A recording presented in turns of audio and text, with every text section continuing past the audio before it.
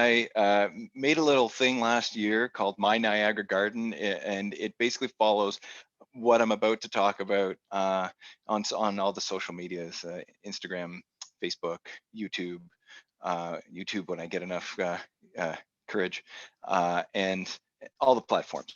Anyway, so today we're going to be talking about self-sustainability, backyard gardening, eating the food that you grow. And the format will be, I'm just flipping slides here, making sure everything is all right. Okay, I'm going to do a 10-minute presentation on my computer. It'll take 5 minutes of questions, and then I'm going to switch to my mobile, and we are going to go for a tour for another 20 minutes, and then I'll field some questions after that as well.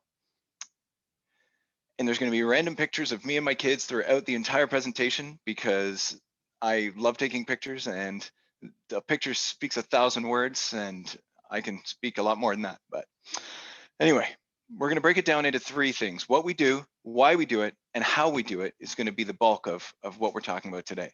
So what we do is we try and grow as much of our own food as possible. When we can, we start from seed. When seeds don't work out, I go to my favorite garden center and I pick up some seedlings. But we typically start from seeds in these 72 pod trays that you see here. And then as the seeds grow up underneath the lights and that I have in my basement, I will up pot them into larger pots like that, moving the little tag with them so we remember what kind of plant they are. Very important. And then it eventually, around this time of year, my house turns into a greenhouse because there's plants everywhere, on the counters, on the tables, on the ironing board, in the window, and everything under the lights as well. At the end of the season and throughout, we do seed saving as well. In the bottom right, you see a picture of last year's eggplants getting seed saved. And then the product of the eggplants is thousands and thousands of seeds all on one little paper towel. And then we donate those seeds, well, most of them, and then we keep the ones we need and we donate the rest to seed libraries like the Lincoln Library, the Lincoln Seed Share, and Kelly will be talking about that after the presentation. The little seed packet that I have here happens to be from a donation that I made to my cousin's seed library up in Erin. And then this year, I thought I would try selling some seedlings.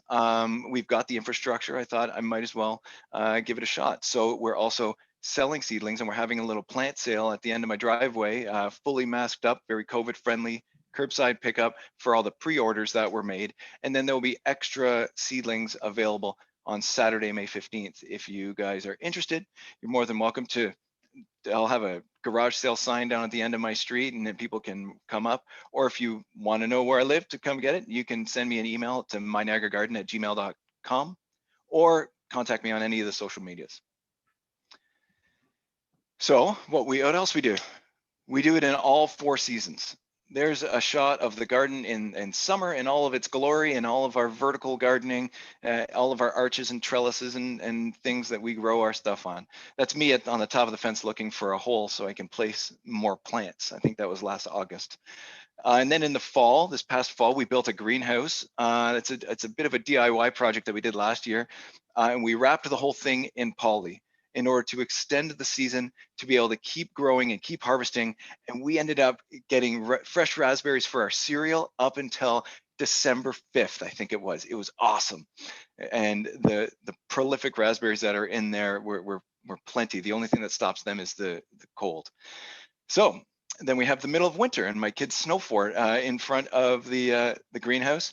And that's when I started experimenting with fun stuff like putting heating cable underneath the soil to heat the garden bed to see if we could grow some stuff there in like the dead of winter, like January, February timeframe.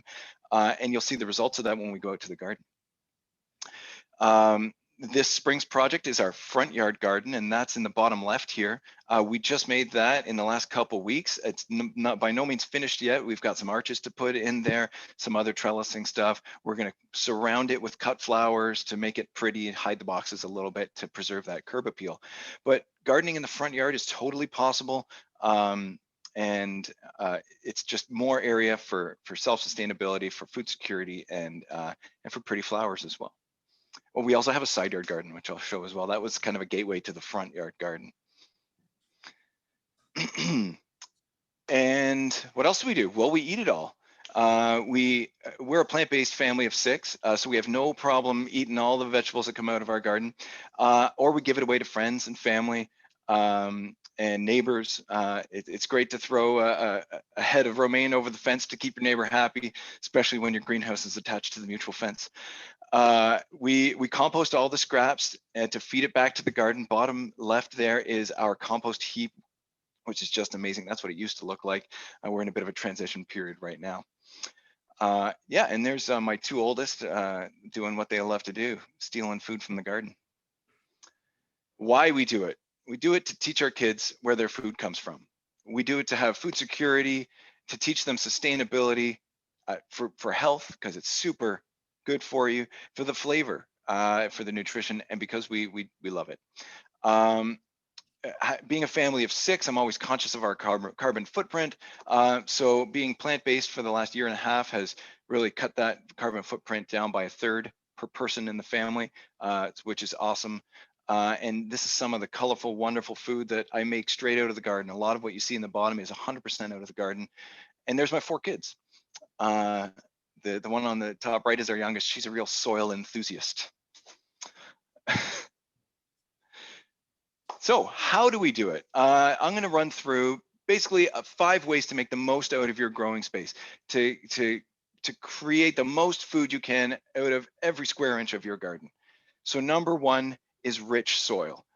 The old saying, you only get in what you only get out what you put in, is kind of old. And now it's you only get out what you build into your soil, because the old analogies of NPK, which nitrogen, phosphorus, and potassium, into your soil in fertilizers, that's good, but you can't just keep putting it in and then depleting it, putting it in and depleting it. So now we're talking about soil development, permaculture, no-till, myocarizo fungi, and the beneficial microbes that are in the soil that take the things in the soil that have broken down in your compost, eat that, and then consume it, and then let it out again, and then make that more plant available to the roots of your plants, so that's more broken down, and then your plants can eat it up, so that your soil goes from being dirt to a living ecosystem of animals, minerals, microbes, and fungi. The myocarizo fungi comparison that I have down here is pretty cool, because it like triples your root development in your seedlings. So for example, when I pot a seedling, I fill the pot, I make a hole, I sprinkle some myocarizo fungi in there, those beneficial microbes, so that it can triple the root development inside that up-potted seedling. And then you'll get a seedling this big instead of this big. Just a comparison picture there. And of course, the fertilizer, still good. You know, nitrogen, you want a high nitrogen fertilizer at the beginning of the season to promote plant growth, leaf growth, plant development, root development. And then when it comes time to flower, and because flowers equals fruits equals food, then you want to switch to a more P and K heavy fertilizer. So I'm sure there's a big range of people here today, so I'll just break down what the fertilizer numbers mean. There's usually 3. I use like a 5-1-1 at the beginning of the year, which means it's 5 parts nitrogen to 1 part phosphorus to 1 part potassium. And then around blossom time in July-ish, I switch to a more 1-1 or 1-5-5 sort of fertilizer to encourage those blossoms, and to get fruit set, and then develop more fruit. Then of course, no-till is a concept that's becoming more and more popular now, and that has to do with not disturbing your soil, because all of those beneficial microbes and bacteria and insects and everything, and the mycelium networks and the mycorrhizal fungi, they've all made a home in that soil, and you go and dig it all out to put in some stuff and then push it back on, you're breaking all of that and they have to start over again. So we're going to try now to plant our plants without disturbing the soil as much as possible. How am I doing for time? Oh man. All right, number 2, sunlight. As you can see here, I put my garden in the sunniest spot of the garden. The first thing you want to think about when you're placing your garden is, what does the sun do?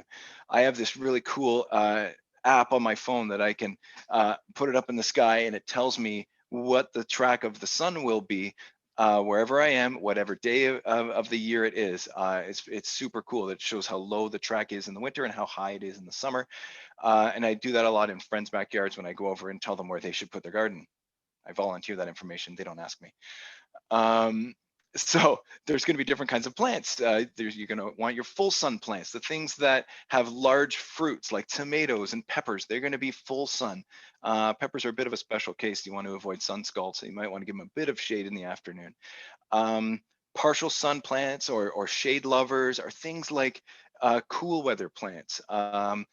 So in the spring, you can grow those in the sun, but in the summer, you can grow your cool plants in the shade, like big heads of romaine lettuce or excuse me, spinach and other leafy greens can thrive in the shade. The shade is no reason not to put a garden there. You just have to choose your vegetables properly.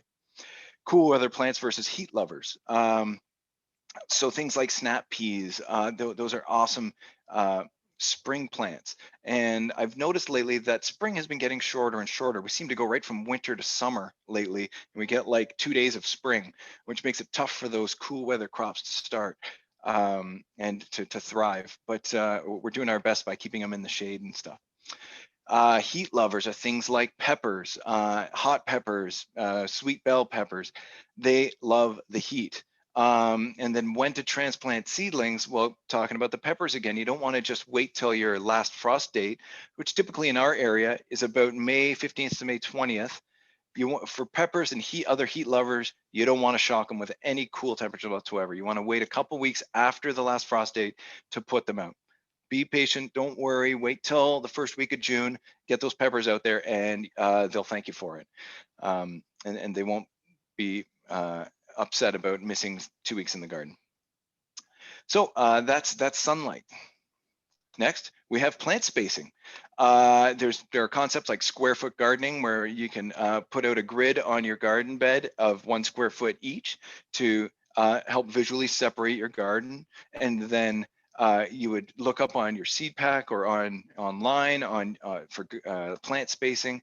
And it also depends on how you grow those plants. And I'll explain that as well. So for seed packet spacing, typically you can actually cut that in half. If it says 24 inches between plants, you can actually do 12 because they're talking about 24 inches off center. So if you actually cut that in half, I do that all the time. My plants are totally fine. I get twice as many plants in the same space. This is my tomato garden. Last year, there are 17 tomato plants in 18 square feet. Because if you grow tomatoes vertically, up a string, up a stake, up a trellis, they only need 1 square foot of garden space to thrive. And these babies get 10 feet tall.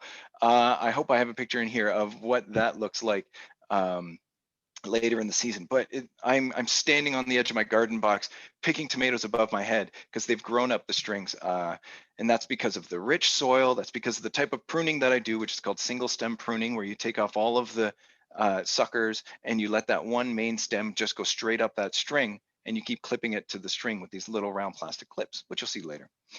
A couple nice garden hacks for spacing is that you can actually take 3 beet seedlings, plant them right next to each other, and because a beet is a root crop that actually grows above ground, right? They will actually push off of each other while they grow, and you'll have 3 mature beets instead of 3 plants that were planted too close together and none of them really thrive. So beets are the exception to that rule because they're a root crop that grow above ground, not like carrots, which need to be thinned. And then planting peppers and pears, you can take 2 seedlings, put them right next to each other, and they will grow up right next to one another in complete harmony. Following the seed spacing that comes on the packet, cut that in half, and then double the number of peppers. So you're quadrupling your number of peppers in the same area. These are things that I've been playing with for the last couple of years, and they've all really worked. Number 4, grow vertically. My favorite thing to do, and my favorite picture of my garden. This is the green food tunnel that that when you enter the garden. This is in almost full glory in maybe late July. In August, the ceiling actually fills in, and you have just the lights dangling there. It's super cool. These are green. These are cucamelons reaching the top, the small ones that are weaving their way to the top. They weave in between the long green cucumbers that are filling in the sides. And at the bottom, we've got the orange nasturtium. In the background, we've got pole beans growing up their arch. And then we've got cantaloupe and honeydew melon going up that half arch in the back to the right. The picture on the left is the cucumbers on the arch from a different angle. It's awesome being able to, go out to the garden, snap off a cucumber and bring it inside for a salad. Amazing stuff. And on the top right, there's a picture of me and my daughter Thea looking through a little hole in our cattle panel arch. So that's trellises, arches. By the way, the arch is made out of a cattle panel, which you can get from any feed store. And in Canada, they're about $50. In the States, they're about 20. I actually went over the border 4 years ago to buy that for $20. And then this year I bought 2 for $50 because you can't go over the border. Vertical gardening, staking. So if you don't have the infrastructure for strings like you see in the middle here, or stake or arches and cattle panels, you can do stakes, which is the skinny pieces of wood that are in my side garden here on the left. And what you would do is single stem plant that tomato, a single stem prune that tomato, and then every week or so you'll have about a foot of growth every week. And you want to just tie that extra new growth to the stake. And then of course I've got arbors in my garden, which I put a wood extension off of for the strings, and then the strings here. I did this with jute twine 2 years ago because it was biodegradable, but it biodegraded a little too fast. And as the super heavy tomato gets up the line, they started snapping. So string material is very important here. And this last year I used real string polymer, and those even snapped a little bit. This year I'm going with the heavy duty stuff, that string with the kind of metal through it, so that shouldn't break. And one last thing here on the right is my grape plant from 2 years ago, which I'll show you later in the garden. And the last one, and a pretty important one, is pollination, turning those blossoms into fruit.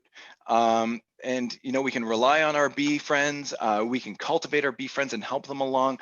We do native bee houses here at My Niagara Garden in mason bees in the spring and leafcutter bees in the summer. And then of course we hand pollinate. It's a great little activity for the kids. They love to reach in there with the paintbrush. It's great for dexterity. It's great for calming down. It's great daddy Grayson time, that sort of thing. And the mason bees are just awesome. They're so easy. They are non-stinging, super pollinating bees. I was doing some research recently about the difference between honeybees and mason bees. And that is, well, mason bees are solitary bees. They can live in these little bee houses on your fence. All they want is a little morning sun and a little shade from the rain. And they will go out and pollinate your garden. 95% pollination rate versus a 5% pollination rate of a honeybee. So that means 19 times the efficiency of over a honeybee is a mason bee or a leafcutter bee. I could really get into how they do it. I love playing with bees, but I won't because we don't have time. But basically mason bees belly flop into the flower and roll around in the pollen and then come back. And it's just awesome. Whereas honeybees use the nectar from the plant and then coincidentally grab some pollen at the same time. And anyway. So we're coming to the end. Some links and references for you guys. What stuff has inspired me? Mostly just streaming stuff because, well, we're in a pandemic and that's what we do a lot lately. Lots of this is available on Netflix. Some of it is available elsewhere online, but The Biggest Little Farm is an awesome thing on Netflix that I'm like, I want their life. And Kiss the Ground, very cool. Those two are definitely on Netflix, and the bottom 3 are elsewhere online, but available. And then other references, there's my kids and their 3 garden boxes that we made for them last year. But on YouTube, I'm always getting my info off of YouTube, and I'm making some of my own content myself with My Niagara Garden, but also MI Gardener. They're over in Michigan, same climate zone as us, so they're great for advice. Next Level Gardening and Epic Gardening are both in California, so they garden all year long. So they're good for that info. And then Roots and Refuge Farmers in Arkansas, and they're actually moving to one of the Carolinas soon. Facebook groups, Ontario Facebook groups, and YouTube-based Facebook groups are also a great resource. And there we have it. How did I do? Oh, geez, that was a long time. So Kelly, did you want to field some questions, or maybe we can leave those to the end? I don't know. It's up to you. You're on mute. Thank you. There you go. Okay, just a couple quick questions we'll go through. I'll have you include that app in your follow-up email because it sounds really cool for the sun. Okay, for vertical gardening, can we go close together? Together vertical? Yes. So like I said, you can do tomato in 1 square foot only if you're single stem pruning and you're going up some sort of vertical structure. Otherwise, that indeterminate tomato will require so much more space. Because it's gonna vine around the ground and stuff like that. So the cleanest and most efficient way to grow indeterminate tomatoes is to single stem prune them and go straight up the string. I have a video on my YouTube channel specifically about single stem pruning and how to do that. It's by far the most efficient way to grow tomatoes in the space that you have. Okay, we will link out to all of that good stuff. And are you using a particular kind of tomato you're growing upward? Is it a variety, or is it any kind of tomato can go up? Only indeterminate tomatoes work for this method. There's 2 kinds, determinate and indeterminate. Determinate is it's a bush plant, and they create a set amount of fruit, like a Roma tomato for tomato sauce. They are a determinate tomato or a bushing variety. They'll only make 1 set of fruits once mid-season, and then they're done. Indeterminate tomatoes will keep growing and growing and growing until the frost kills them. During that whole growing season, they'll be producing and producing and producing. And as long as you give them the right environment in which to produce their fruits, like vertical with nice wind going through to lower any sort of fungal diseases that may happen, allowing enough sun in, that sort of thing. You give them the right conditions, indeterminate tomatoes will grow from now until November. Thank you. Okay, one last question, then we will keep the other ones because I think they might be answered in the greenhouse. Yeah. For no-till gardening, what if the soil becomes compacted over the winter? How would you aerate the soil? Yeah, that's a great question, and my biggest question when I first started hearing about it. And that's basically, you can take a pitchfork and jam it right in there and crank it back. And what that'll do is aerate the soil and minimally disturb it, because you do want to get a bit of aeration in there. You want to uncompact it because it will get harder and harder. So yeah, jam it in there and hit it back. There are special like 5-tine forks that you can stand on it and bend it back just for no-till aeration. But on a smaller scale, like a garden bed, I would just use a pitchfork, but not a full shovel, because that blade will disturb a lot more soil than a pitchfork. Perfect. Okay, we're gonna pause questions there just to let Ryan transition to another screen. And I'm gonna talk seed library quickly just while he heads out to the greenhouse, and we will carry on with the questions. So bear with us here while I make myself or unspotlight Ryan. And okay, so hello everyone again. I'm Kelly. We're just gonna let Ryan do his quick switch off. I'm gonna talk about our seed library. So seed library, very basic concept, much like a book. You can take seeds, and at the end of the season, we hope that you're able to harvest some seeds and bring them back. At Lincoln Public Library, it's a free service we have. Ryan very generously donated about 90 seeds to us back in the spring. You can find the form on our website. I'm going to put it into the chat, and it's available for curbside pickup right now. That is it there. It's a Google Docs link, so you can pick up either in Beamsville or Vineland, and you can select up to 5 varieties of seeds. We also do take donations if you have any extras that have kicking around your garden zone.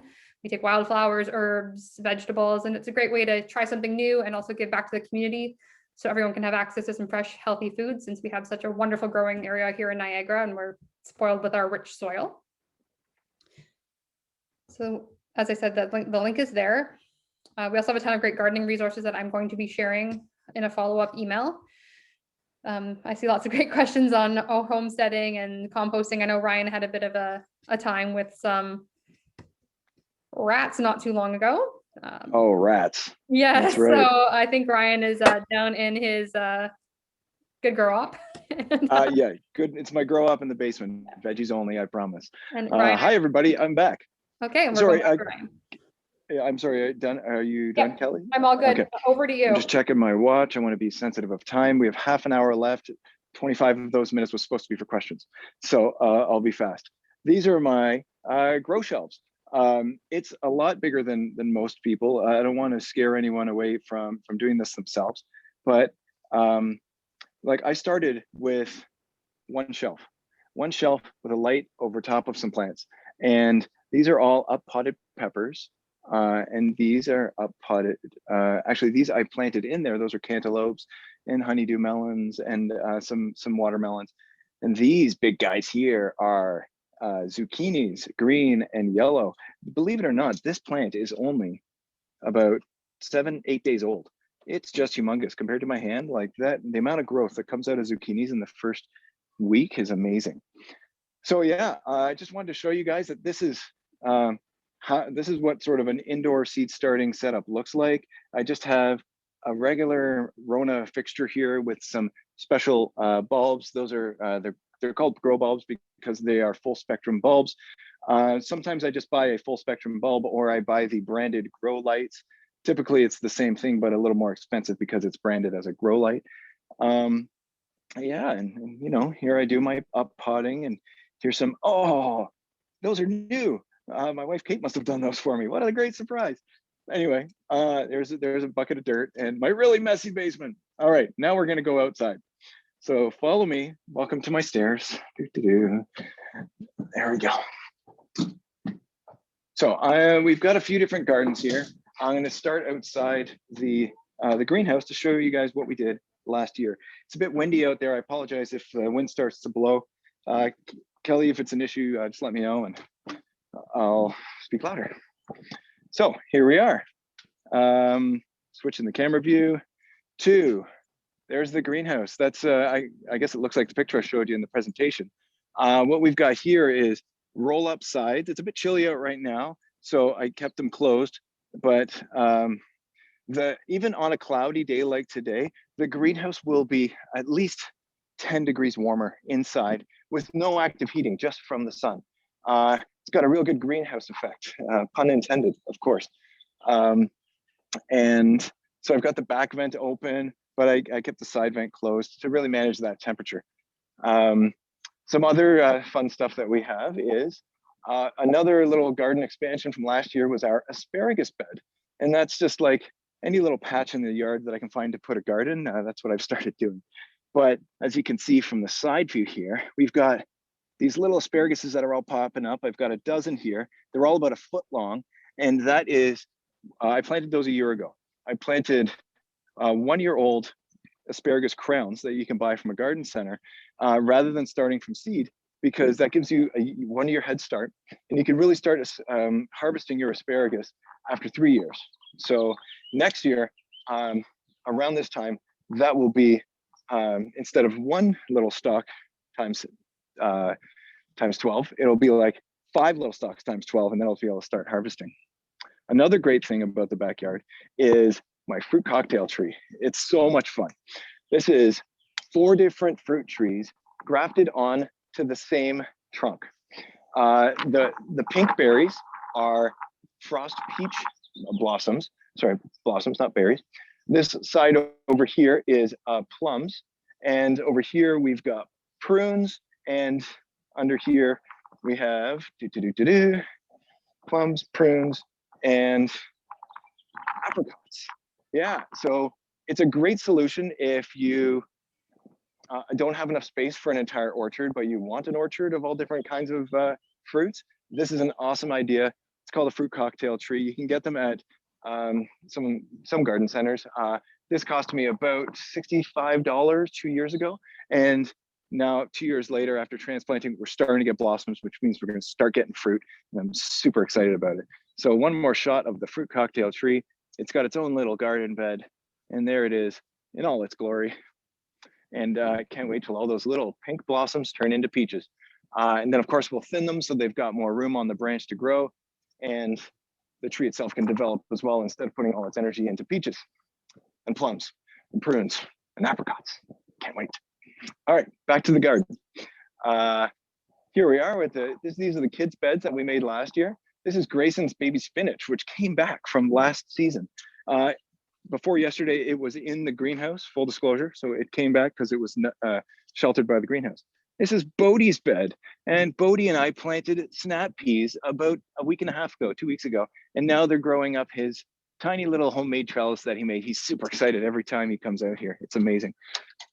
Let's go into the greenhouse, where I've got another rack of seedlings out here blocking the way. So I'll have to sneak by that. But this is the flagship garden. You're going to see trays of seedlings everywhere because, well, it's that time of year. After May 15th, this place will be a lot clearer. But this is last year's parsley that has just come back. This is a little purchase I made over at Coles, which is some new strawberries for this season. Over here, we've got beets that I put in, last fall, and they just stayed dormant most of the fall. And then they woke up 2 weeks ago, and all of a sudden I can't see the dirt around them anymore. Just awesome. All the way down here is the berry wall. We've got blueberries, we've got cherries on a bush. Cherries in bush format was one of my favorite finds 2 years ago at the garden center. In the middle, we've got that prolific raspberry that kept bearing raspberries until December last year. And then here, this is another garden bed covered in seedlings. So this will be different things, of course. In the middle, on top of our seed rack here, is that cattle panel arch that I spoke so highly of earlier. That's where all of our cucumbers and cucamelons grow, and it just makes for an awesome entrance to the garden. Sneaking by the seedlings. All right, here I'm in between our plum trees and our pear trees. They are both from the same purchase that I got the fruit cocktail tree. I got a lot of the cherry bushes and other things. I spent a lot of money that year at the garden center 2 years ago. But here you'll notice that it's actually two different varieties of plum tree, two different varieties of pear tree growing in the same box right next to each other. That's to accelerate, or I guess increase cross-pollination to help with more production of more fruit. So far we're at 0 fruit because they don't really produce for the first couple of years, but the plum tree blossomed this spring for the first time. Blossoms mean fruit, so we'll see what happens later this year. Pears, on the other hand, still just kind of hanging out, enjoying the party underneath the greenhouse, but they say plant pears for your heirs for a reason, and I didn't learn that saying until after I got a pear tree. All right, so remember when I said about heated garden beds? Well, here is the result of that heated garden bed. Here we have a heating cable that I've run into the garden, and I buried it about 6 inches under the soil, back and forth, and I weaved it back and forth.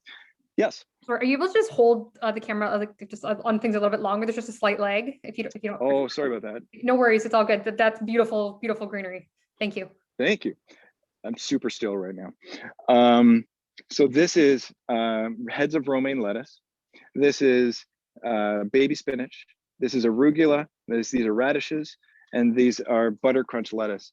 Now, some of the stuff that I can show you, and I'm super proud of, on what is this, May 5th, and we've already got harvests of some root vegetables. We're cutting and bringing in salads for lunches and dinners, and it's all because I threw some poly over our garden last fall, which is pretty awesome.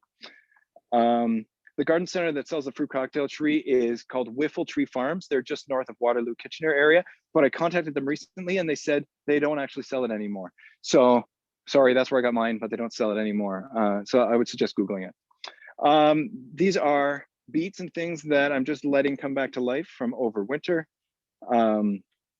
And here's some more snap peas that are going to be growing up that trellis there. I've got a half arch trellis here for all the different kinds of melons that I grow. Over here, I've got a super tall bolting kale. That was only about 2 feet tall about a month ago, and now it's about 7 feet tall because it's bolting. This is last year's kale, and it survived through the winter because of the greenhouse, and now it's pushing out flowers. I just thought I would let it do so I can collect seeds. So one of the last things I'm going to show you in this greenhouse, in this garden, is that little bump out. That is the grape plant that I showed you in the presentation, when the one that was about this big. Well, that was 2 years ago. And in that first year, it grew and it grew and it grew all the way up and over, and the single stem grew all the way back to there. So then a year later, that spring of 2020, spring of 2020, I snipped that vine up here, right there. And then what that did was it activated the buds underneath it the next year in order to create these arms, which are called cordons. And so you've got your trunk from the first year, and then you've got 2 arms that I allowed to come off of it. Everything else, any other growth, I pinched off of the trunk because it's going to keep trying to grow from every bud every year. But if you control it, you can grow grapevines over top of things. So those 2 arms are now, one's growing down that side and one's growing down that side. And they kept growing last year, and now they crisscross with the wires of the lights. And then they kept growing and kept growing. And I snipped them about a month ago. I snipped them just over there and just over there. So now you can see the buds are starting on those cordons that grew last year. And the cordons will grow canes. And I'm going to put another metal grid here, and I'm going to allow those cordons to grow canes over top, and those canes are going to create grapes. And it's the grapes that I'm going to pick from over my head. It's a 3-year process. We've been waiting 3 years for homemade seedless table grapes. By homemade, I mean homegrown seedless table grapes. I've got 3 of those in the garden here. The one I just showed you is a Himrod, which is a green seedless table grape. Against the fence, I've got a red seedless table grape named Vanessa. I didn't name her that, it was in the garden center. And another one over here, which is a blue seedless table grape called Trollhagen. So super excited to get those grapes. It's been a 3-year process. That's going to be the highlight of the 2021 garden, picking grapes above my head. So now that's the end of this garden for now. I will show you guys the front, and then I'll take some questions. It's starting to rain a little. If it gets a little windy and blustery, let me know. Going out to the front. Thank you. I am quite enthusiastic about all this stuff. Those are the cattle panels that I got from Loudon's Feed Supply up on Highway 20 in Smithville just a few weeks ago, because they're going to be the arches for this. Here is our front yard garden, affectionately known as the front yarden.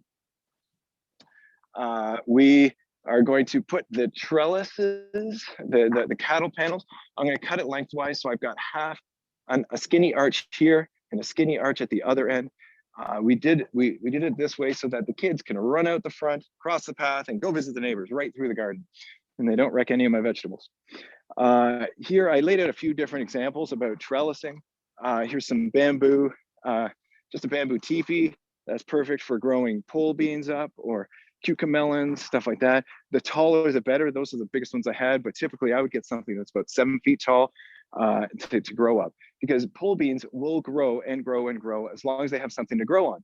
And when they run out of something to grow on, they actually notice that the tendrils realize that they're just waving in the air. They stop sending growth out. And I guess it stunts their growth if you give them too short of a trellis. Anyway, this is another version of a trellis. This is just a weaving sort of basket trellis. This is an example of those plastic clips that I was talking about, that you can clip your plants to the structures. And of course, you got your standard tomato basket, tomato cage, and something went running through the garden. That's interesting. So remember what I said earlier about curb appeal? Well, we're going to actually pay a lot more attention to that than it looks like here. These cut flowers that used to go just up the path, this garden is now going to come back down in front here, in ground gardening, right across here, and then turn there. And we'll grow some nice perennial flowers there to hide the garden boxes.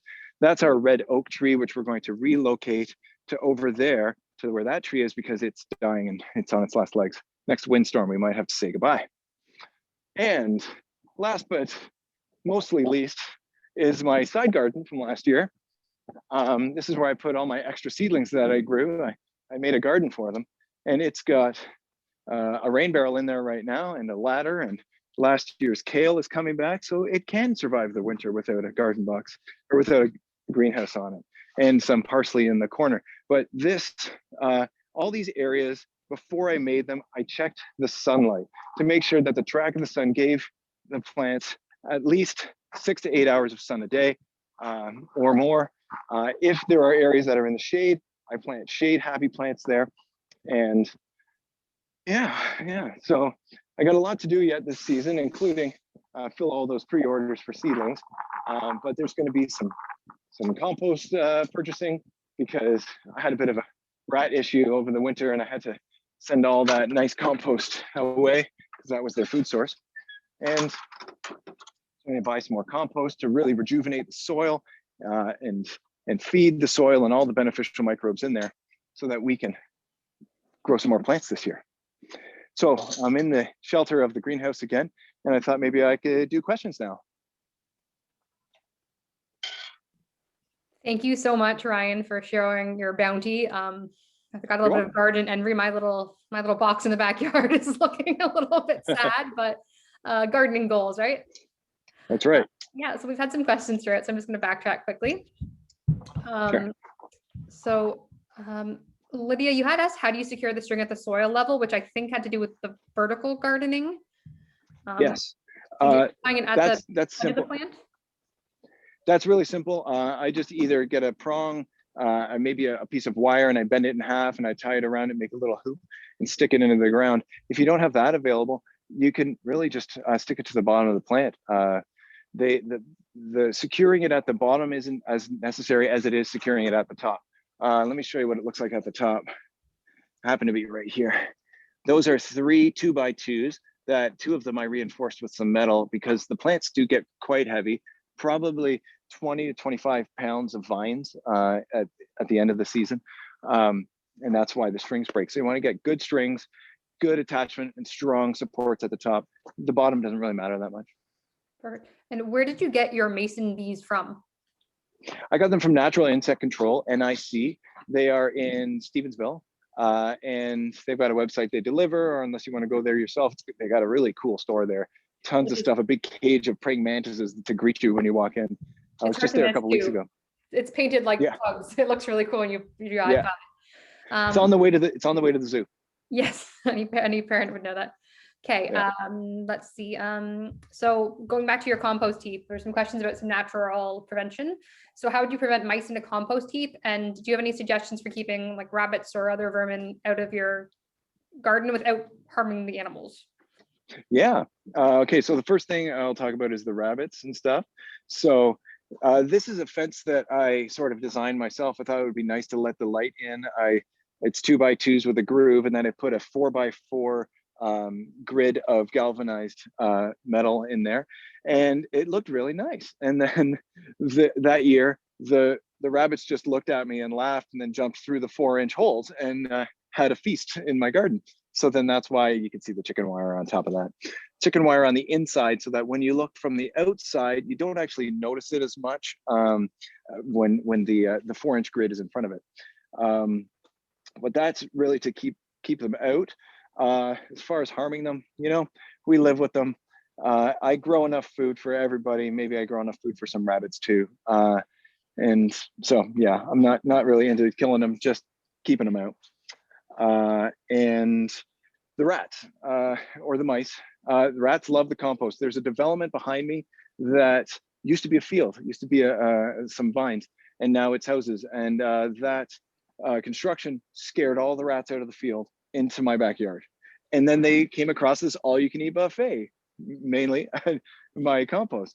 And they made houses underneath my shed, and they had an all-you-can-eat buffet just outside the shed. Because you saw the picture, it's just an open heap of compost decomposing there. So it was a problem. I set rat traps, I got a few, but not nearly as many as I could tell were underneath the shed. So I actually got rid of the whole compost. I think I put about 12 wheelbarrows of wonderfully nutritious compost down into Conkle Creek, and fed the soil down there. I actually, the pile is still there. Every now and then I go down with my pitchfork and I turn it because I'm going to bring it back up this spring. But the future plan for the compost is that I'm going to have a rat-proof compost, which involves, if you Google rat-proof compost, there's tons of different designs. There's sheet metal kinds. There are wood kinds with a good gauge of cage around it. So it's all about rat-proof composts at this point. And the house, the big shelter that they made underneath our shed, we got rid of that as well by lifting up the panels of our shed and backfilling it all with crusher run, which is like gravel that when you get it wet, it turns into almost concrete. So we got rid of their food source, we got rid of their house, and then they haven't been back since. And that was about 3 months ago. So that was my solution to the rats. Wasn't an easy one, unfortunately. And Liz could notice on your Facebook page, which is awesome that she was checking out, that you hashtagged that we're in zone 7A, but she thought we were in zone 6. Can you clarify our zone here? I can. We are actually right on the border of 6B and 7A, right where those two meet. And that is by virtue of our wonderful geographic feature, the Beamsville Bench. That kicks us up half of a zone by sitting here on the bench. If you zoom in as well as you can on the different climate zone maps, right onto the Niagara Peninsula area of Southern Ontario, you can see that there is a border between 6B and 7A that follows the Beamsville Bench right to the lake, and it touches the lake at around the Grimsby border. So I say I'm in 6B, 7A. So I think, yeah, sometimes I don't say both numbers, but we're right there on the border here in Beamsville. Yeah, it's a very awesome area to grow things in. Oh, amazing. Yes. So Carrie suggested that a front cloth or row cover is also good for season extension. And Jen is absolutely. How do you add compost without tilling? Without tilling, I put it on top. I just top dress it, and then the rain, the watering, it gets everything down in there, and the water pulls the nutrients down into the soil. The critters will come up and eat it. The worms will come up and eat it up and poop it out, and then it becomes worm castings, and that's even better for your plants.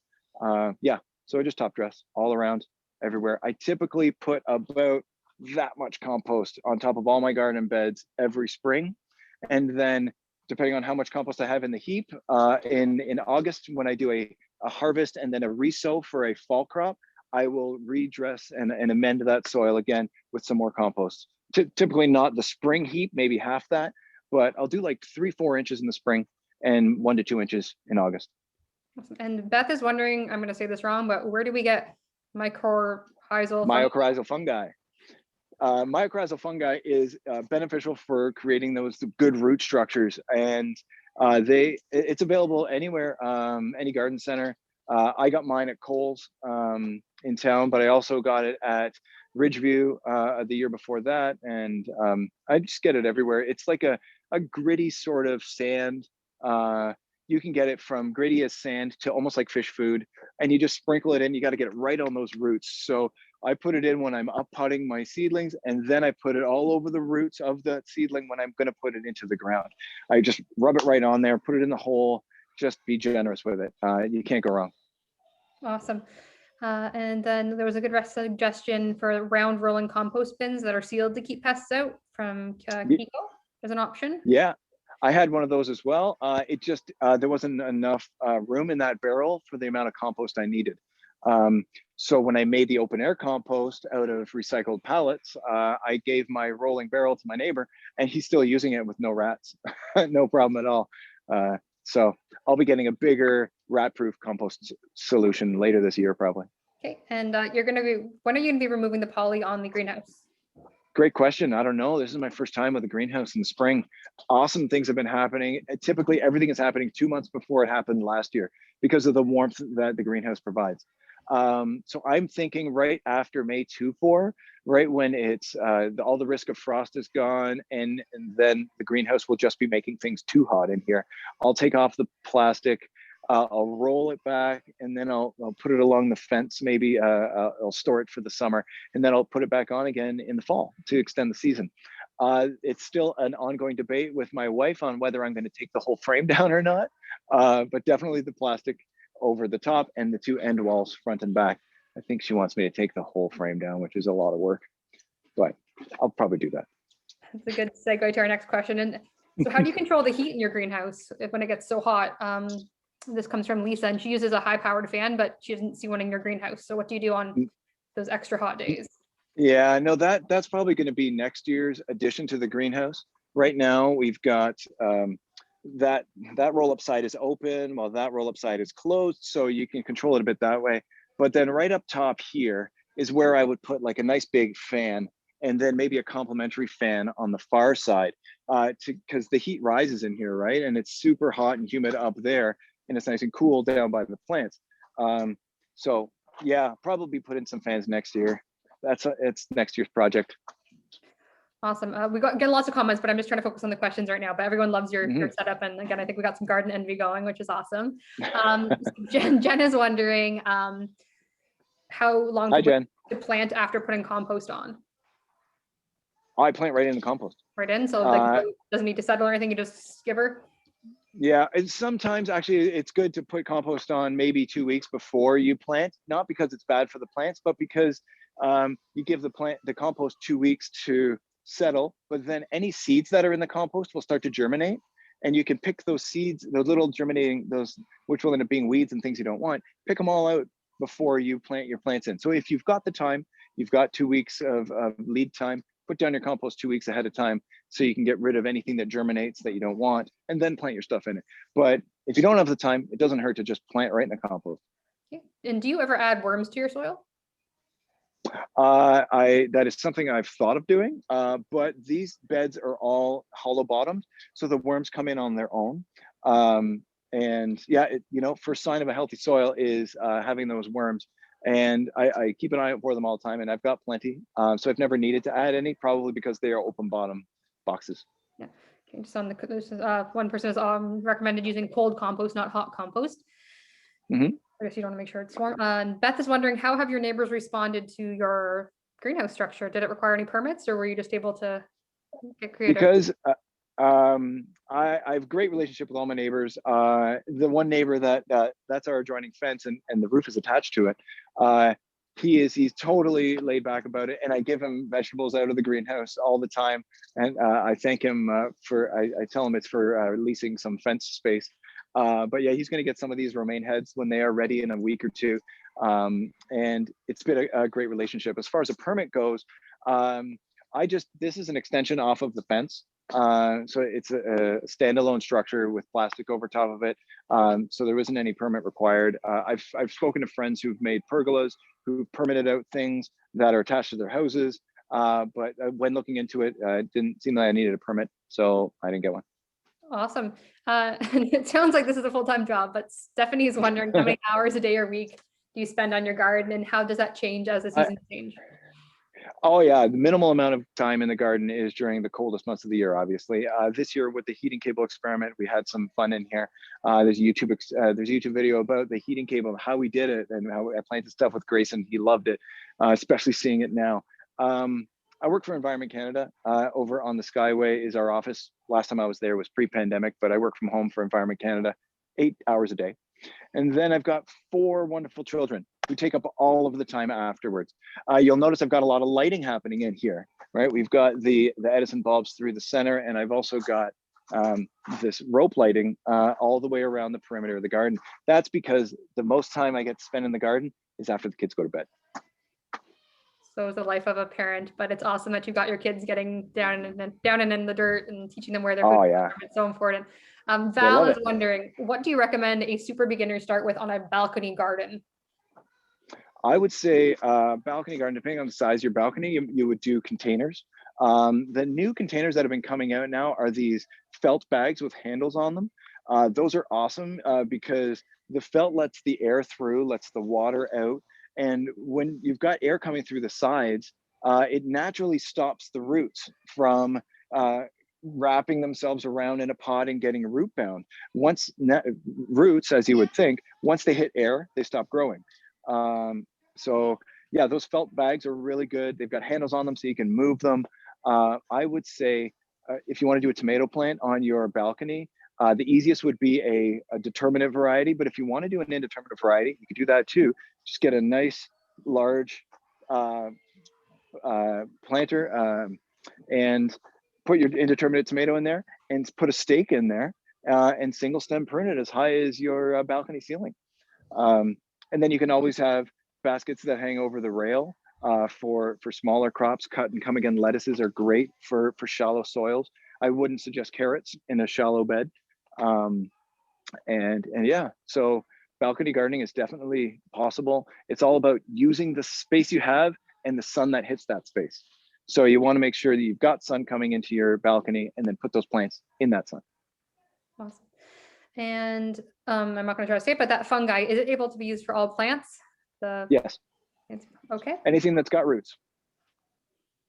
Do you use treated wood for your raised beds? No. Since I'm making food out of them, I wouldn't put any pressure treated wood or anything like that. So this is all cedar. Not cheap, especially after the pandemic or during the pandemic. Wood has doubled or tripled in price, especially cedar. So this was done 4 years ago when cedar was relatively, relative to now, reasonable in price. Still, cedar is 3 times the price of pressure treated. And so, but we did it in cedar. We did these posts in cedar. I don't know if you can see them, those posts. And we did the garden beds. Anything that would drip onto the beds, anything that would hold soil, cedar. You can do it in other woods like pine, any untreated wood, but that'll rot really fast and you'll have your garden box will be in shambles in like a year.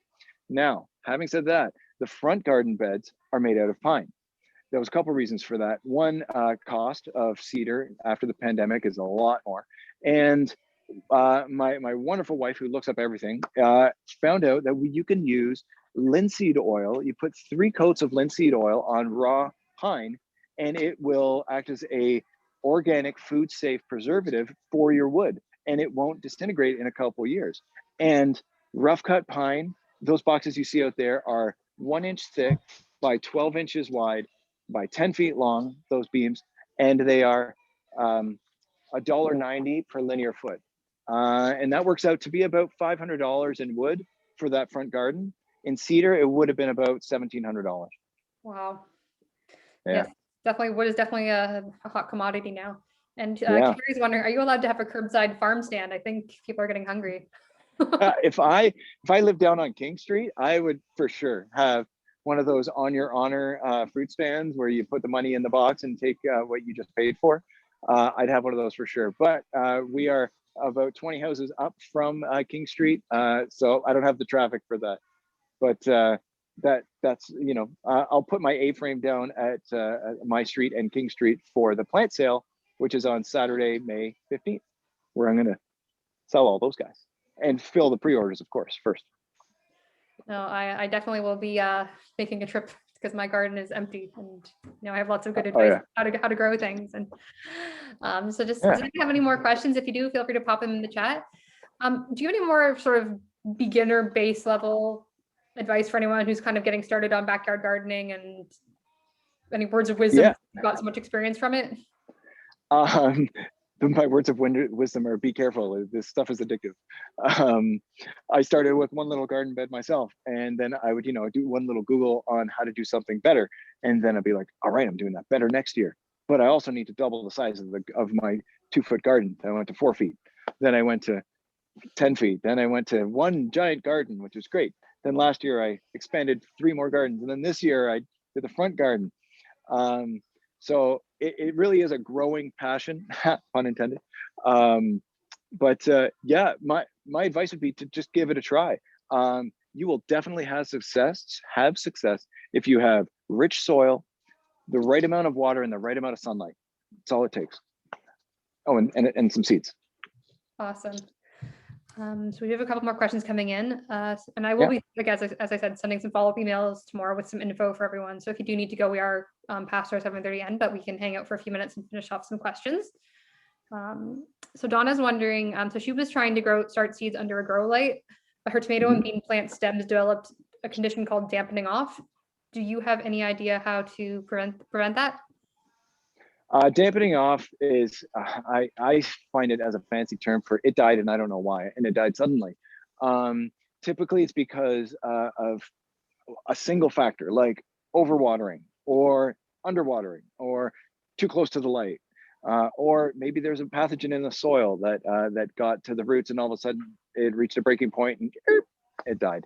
I have that trouble myself as well. I can't grow kale to save my life.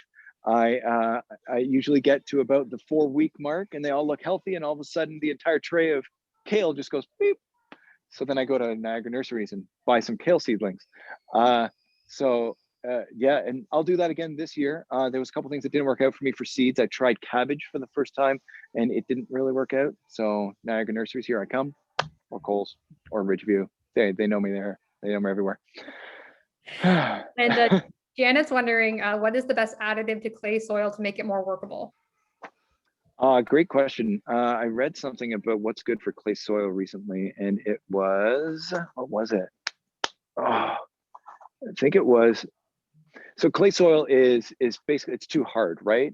It's tiny particles that, and then there's sandy soil, which is the other end of the spectrum, which is larger particles, and both ends of the spectrum is tougher to grow in. So if you want to be in the middle with a nice loam, but if you're in clay, you want to get some stuff that can, penetrating roots, grow strong planted roots that can break through the clay and allow the other rich soil to make pathways down into there. I think it was the compost.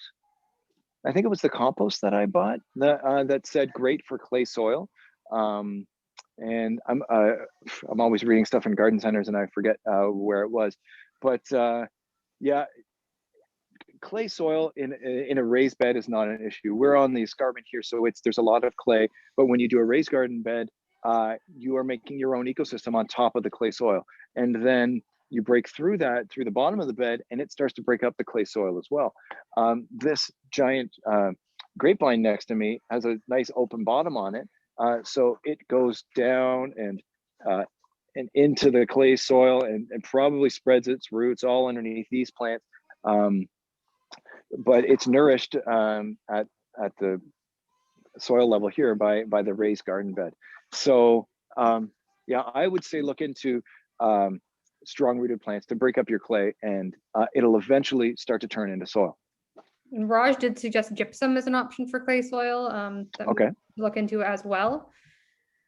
I am always learning. Like I'm learning now. I'm making mistakes like crazy. I've got triumphs and mistakes. So I mean, I'm definitely doing half of these things wrong, and I'll learn about it and do it right the next time or the time after that.